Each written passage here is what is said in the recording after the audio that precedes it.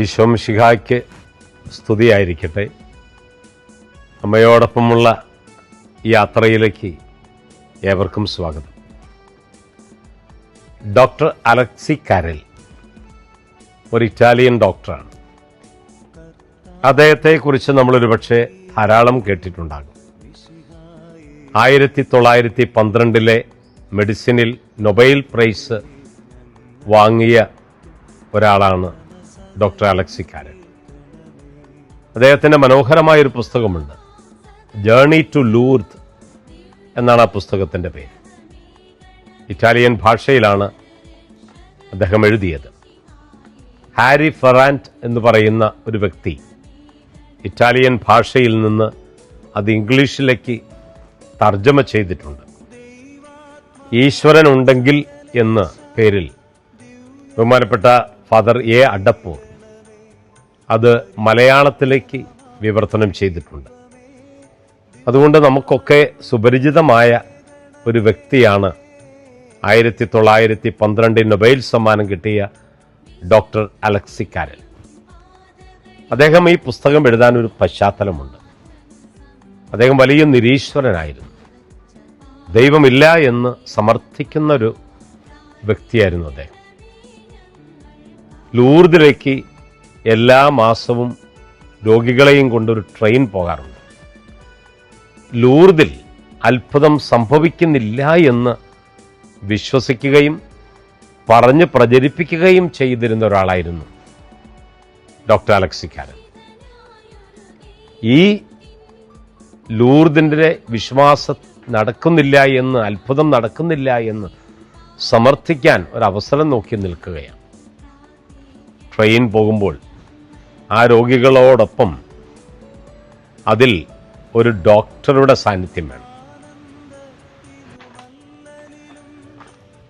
ആ പ്രാവശ്യത്തെ യാത്രയിൽ ട്രെയിനിൽ യാത്ര ചെയ്യാൻ അലക്സി കാരലിൻ്റെ സുഹൃത്ത് ഡോക്ടർക്കാണ് അവസരമുണ്ടായത്. പക്ഷെ എന്തോ കാരണത്താൽ അന്നത്തെ യാത്രയിൽ ആ സുഹൃത്തിന് പോകാൻ സാധിച്ചില്ല. സുഹൃത്ത് അലക്സിയോട് പറഞ്ഞു. അലക്സിയാണെങ്കിൽ ഒരു അവസരം നോക്കി നിൽക്കുകയാണ്. ലൂർദിൽ അത്ഭുതങ്ങൾ സംഭവിക്കുന്നില്ല എന്ന് സമർത്ഥിക്കാൻ അദ്ദേഹം സമ്മതിച്ചു. ലൂർദിലേക്ക് യാത്രയായി. ആ ട്രെയിനിൽ മേരി ഫെറാൻറ്റ് എന്ന് പറയുന്നൊരു കുട്ടിയുണ്ട്. മരണത്തോട് അടുത്ത് നിൽക്കുന്നൊരു കുട്ടി. ഏത് സമയത്തും കുട്ടി മരിക്കും. എഴുന്നേൽക്കാൻ പോലും വയ്യാതെ കിടന്ന കിടപ്പിൽ കിടക്കുന്ന ഒരു കുട്ടി. ആ കുട്ടിയെ ശുശ്രൂഷിക്കാനായിട്ടുള്ള ഒരു നേഴ്സും അന്ന് ആ ട്രെയിനിലുണ്ട്. ലൂർദിലെത്തി. ലൂർദിൽ സാധാരണയായി ചെയ്യുന്നൊരു കാര്യമുണ്ട്. അവിടെ വെള്ളത്തിലൊന്ന് മുങ്ങി പോരുക. ഒത്തിരിയേറെ പേർക്ക് സൗഖ്യം ലഭിച്ചിട്ടുണ്ട്, ലഭിക്കുമെന്ന വിശ്വാസമുണ്ട്. ലൂർദിലെത്തിയപ്പോൾ ഈ നേഴ്സിന് ഭയങ്കര നിർബന്ധം, മാതാപിതാക്കൾക്കും, കൊച്ചു മേരിയെ ലൂർദിലെ ആ തണുത്ത വെള്ളത്തിലൊന്ന് മുക്കിയെടുക്കണം. അലക്സി സമ്മതിക്കുന്നില്ല. കാരണം ആ തണുത്ത വെള്ളത്തിൽ ഈ കുട്ടിയെ മുക്കിയാൽ തീർച്ചയാണ് കുട്ടി മരിക്കും. അതേ രോഗാവസ്ഥയാണ്. വിശ്വാസിയായ നേഴ്സ് പറഞ്ഞു, മുക്കിയാലും മുക്കിയില്ലെങ്കിലും കുട്ടി മരിക്കും. അപ്പോൾ ജീവിത സാഫല്യത്തോടെ മരിക്കുന്നതല്ലേ നല്ലത്. മനസ്സില്ല മനസ്സോടെ അലക്സി അതിന് സമ്മതിച്ചു. കുട്ടിയെ വെള്ളത്തിൽ മുക്കി, വെള്ളത്തിൽ നിന്നെടുത്തു. സാവധാനത്തിൽ കുട്ടി രോഗവിമുക്തയായി. അലക്സി കാരലിനെ സംബന്ധിച്ചിടത്തോളം, നിരീശ്വരനായ അദ്ദേഹത്തെ സംബന്ധിച്ചിടത്തോളം ഇതൊരു വലിയ അത്ഭുതമാണ്. ഡോക്ടർ അലക്സി പോലും ഈ കുട്ടി മരിക്കുമെന്ന് സമർത്ഥിച്ചതാണ്.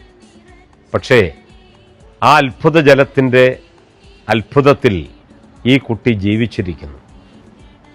കുട്ടി മരിച്ചിട്ടില്ല. അതോടെ അലക്സി വിശ്വാസിയായി. അലക്സി ഒരു വിശ്വാസിയായി മാനസാന്തരപ്പെട്ടു.